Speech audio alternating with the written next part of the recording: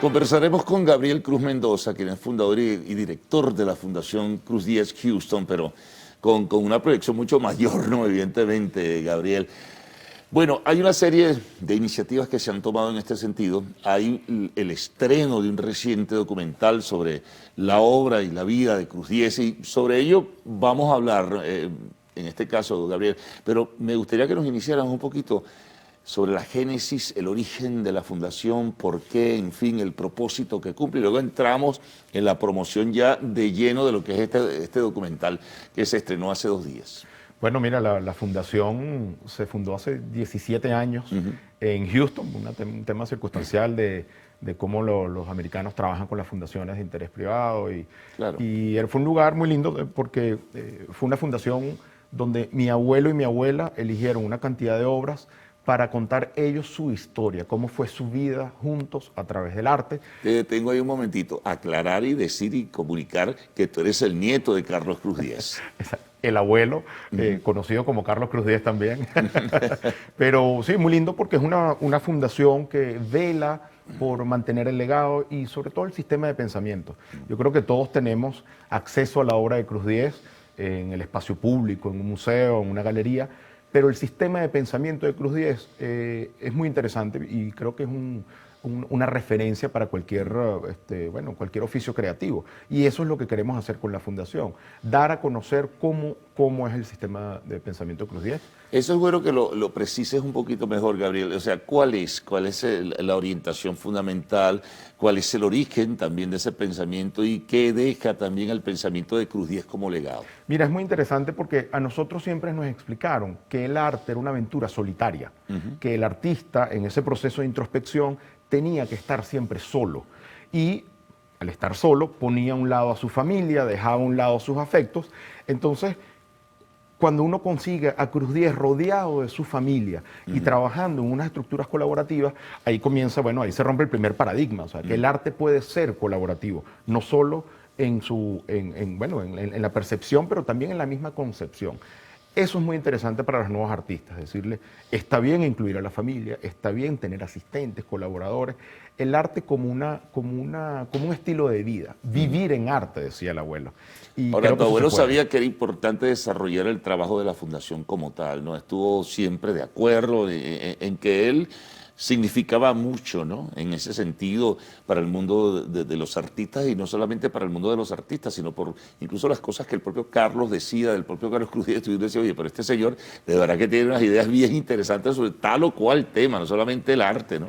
Bueno, es que un artista es un referente de su época, es un individuo que interpreta su época y, bueno, y saca unas conclusiones para ser decodificadas con el pasar del tiempo. Claro. Una de las particularidades de las fundaciones es que se fundan una vez que el artista falta. En el caso nuestro se hizo con el abuelo en vida y él decidió hacia dónde teníamos que ir como fundación y como legado, porque finalmente esto es una empresa familiar, toda la familia está relacionada con la obra de Cruz Diez, mis tíos manejan los talleres en París, mis primas son partes de esa operación, mi hermana dirige nuestro taller en Panamá. Entonces, sí, esas aventuras colaborativas yo creo que es uno de los grandes mensajes de Cruz Diez. Ahora, ¿qué está dejando? ¿Qué se está desarrollando, por cierto, en los talleres, tanto en el de Panamá que mencionas, como el de París, que es, digamos, el referente fundamental?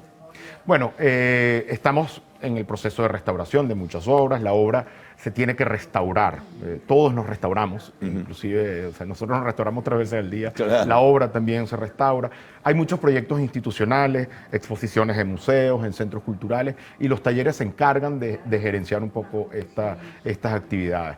Pero también estamos haciendo proyectos como la película Free Color, que es un documental que hicimos hace un par de años, que mi abuelo lo vio, lo corrigió y que se convierte en un punto de partida para algunos proyectos que todavía no se pueden realizar por temas científicos. Claro. Ahora, esto de la restauración de la obra es importante. Da dolor, confieso, algunas obras de Cruz Diez aquí se perdieron, yo no sé con qué criterio, hubo una toma de decisión o decisiones que acabaron con obras de Cruz Diez. ¿Es posible rescatar algo de eso que se ha perdido en nuestro país? Porque es importante también hablar de qué está haciendo la Fundación en Venezuela, Gabriel. Totalmente, totalmente. La obra de Cruz Diez tiene dos momentos, la concepción y la producción. Como todas las obras fueron previamente diseñadas y tienen unos planos muy específicos para su construcción, entonces pueden ser restauradas. Y la voluntad de Cruz Diez es que todas esas obras sean restauradas. Es un tema circunstancial que las obras estén deterioradas, como pueden estar aquí, como en París también. La Plaza Venezuela de París es una obra de Cruz Diez de los años 70 y también está un poco deteriorada.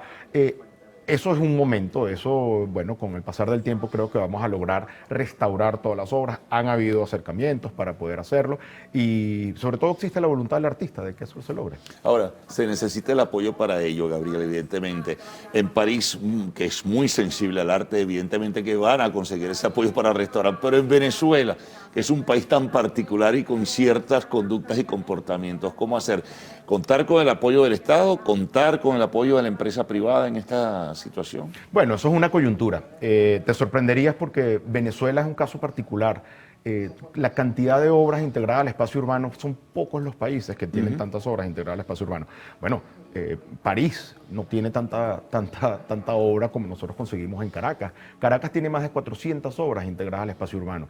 Y eso es una maravilla, eso habla muy bien de nuestro nivel cultural. Con lo cual, ya no es un tema de económico el tema de la restauración, sino de voluntad. Cuando las voluntades se alineen, esto sucederá.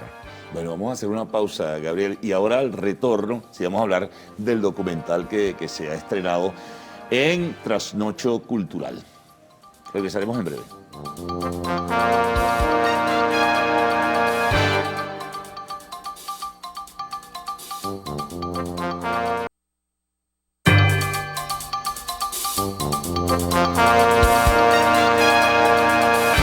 Bueno, continuamos con Gabriel Cruz Mendoza, fundador y director de la Fundación Cruz Diez. Bueno, importante, la película que se ha estrenado. Háblanos de la película, por qué se inspira la película, de dónde surge la idea de realizarla, en fin, todo ello, ¿no? Mira, llegó su trabajo, me imagino, no fue nada sencillo. Pues súper complicado porque Cruz Diez siempre decía algo, el abuelo siempre decía algo, mi futuro es inmediato. Y eso lo dice desde toda su vida. Entonces siempre trabajamos apurados y cuando llega el proyecto de la película, gracias a mi padre y a Beto Arbelo, el director de la película, que es parte de nuestra familia, dijimos, bueno, tenemos que mostrar no solamente Cruz Diez, donde nace, vive y muere, sino hay que conseguir un hilo conductor que haga que la gente entienda otra faceta de Cruz Diez. En este sentido, Cruz Diez había estado trabajando con las cromosaturaciones desde el año 68, pero quedaba algo que no estaba resuelto. Él quería desprender el color de la forma y dejarlo flotando aquí en este espacio. Él pensaba que con los campos magnéticos esto se podía realizar. Entonces, bueno, la película te lleva por la vida del maestro, te lleva por su familia como un taller flamenco, pero con esta investigación que son el tema de los campos magnéticos. Él quería sobre el río Sena colocar como unas burbujas de color y donde uno pudiese transitar. Viéndolas permanentes. Y eso es lo que él siempre intentó desde 1955. Demostrar que el color no tiene que estar unido a la forma, que el color puede ser un elemento autónomo en el arte. Y esto es un paradigma gigantesco que yo creo que nos pasará mucho tiempo para que nosotros lo comprendamos. O nos olvidamos de la forma. Eso sería un spoiler de la película. Así que yo los invito a que vean el resultado final en Free Color. Está en las salas de cine en muchas ciudades de Venezuela y es lo que yo quiero celebrar, que el lugar natural para ver una película sobre Cruz Diez es en Venezuela. Sí, él estuvo en Francia desde 1960, está en los grandes museos de todas partes del mundo, su obra está en distintas ciudades del mundo, pero Venezuela es donde tiene sentido, porque él dice que es la génesis de todo. Totalmente, su discurso. Él dice que su discurso artístico lo estructuró en Venezuela y una vez que tenía sus conceptos muy claros, se va a París porque por París sí pasaban las coordenadas de la historia. Y entonces era una plataforma para hablar de lo que él quería decir. Pero lo que él quería decir ya lo sabía aquí en Venezuela. Entonces mostrar esta película aquí es un sueño para la familia y yo estoy seguro que el abuelo tiene que estar muy contento de saber que por fin en Venezuela van a poder ir al cine a ver a sus artistas. Claro. Ahora, ¿cómo fue todo el proceso de elaboración para llegar a lo que fue el corolario y resultado final de Free Color, de esta película que, repetimos, se exhibe ya en los cines nacionales? Bueno, hubo una serie de entrevistas en Panamá y en París. También se utilizó mucho material, teníamos mucho pietaje porque el abuelo siempre documentó todo. Era un amante del cine, de la fotografía. Entonces había mucho pietaje histórico, cosa que nos muestra una faceta diferente de Cruz Diez. Es el Cruz Diez sin patillas, después el Cruz Diez con patillas que nosotros reconocemos, hasta el Cruz Diez que, bueno, que vimos hasta los últimos días. De la barba. Sí, con su barba blanca, pero digamos que había mucho pietaje, entonces era muy fácil mostrar las distintas etapas, las distintas épocas, los colaboradores y la familia. Las entrevistas fueron fundamentales porque son entrevistas muy específicas de qué es lo que quiere lograr y por qué no lo ha podido hacer. Entonces, la contraparte de esas entrevistas son unos científicos de la Universidad de Caltech en California, que son las personas que van a tratar de lograr que este fenómeno se Oye, imagínate ocurra. que eso ocurriera, ¿no? En definitiva, dándole la razón a tu abuelo en este sentido. Bueno, es muy lindo que la ciencia y el arte siempre han estado relacionadas, pero que la ciencia no esté lista para lo que está pensando un artista nos hace pensar que los artistas son, bueno, una gente de avanzada, ¿no? Sí, hablemos un poquito de esa parte humana, porque no siempre, como decías en la introducción, tú vinculas a la familia con tu hecho artístico, con tu creación como tal. ¿Cómo hizo Carlos Cruz Diez en ese sentido? Mira, eso es muy interesante porque yo entiendo que la lógica, el proceso de introspección es solitario. O sea, tú estás analizando el pasado, interpretas el presente y haces una propuesta hacia el futuro. Entonces, pero él dice que si la vida y el arte es lo mismo, y si él iba a ser artista todo el día, todos los días, entonces la familia tenía que ser parte de este proyecto. La casa y el taller tenía que ser el mismo lugar. El asistente y la familia tenía que ser la misma persona. Entonces, eso es una decisión. Por ejemplo, su gran amigo, el maestro Soto, que fueron amigos del año 43, decía, no, pero es que deja que la familia invente su proyecto. No los metas, no seas egoísta. Y no los metas en este proyecto. Y el abuelo decía, no, es que la vida, vivir en arte significa que mis hijos tienen que crecer en un taller, mis nietos tienen que nacer en un taller. Son dos propuestas súper válidas. Yo desde el lado Cruz Diez les digo a los artistas jóvenes que sí se puede incluir a la familia en un proyecto creativo.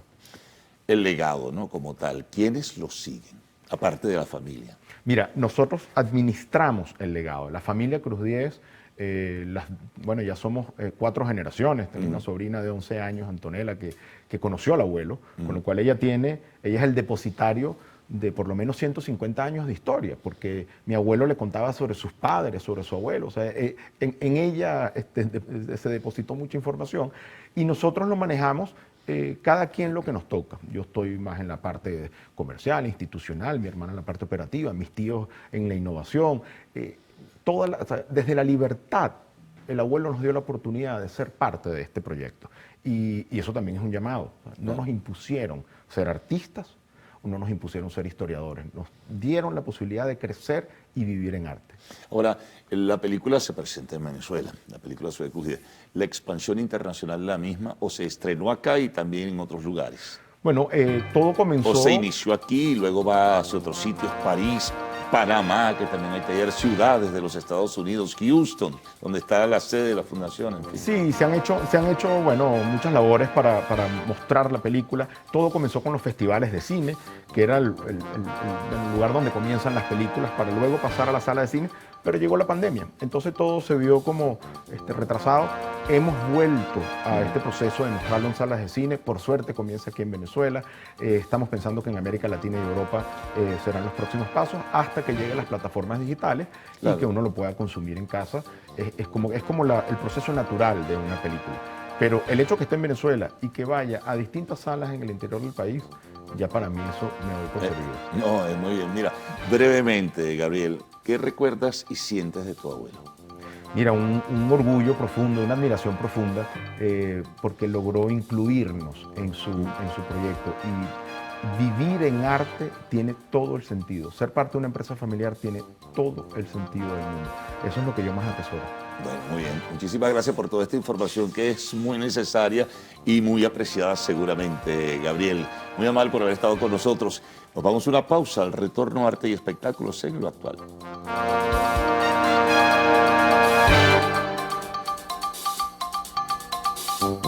Chao.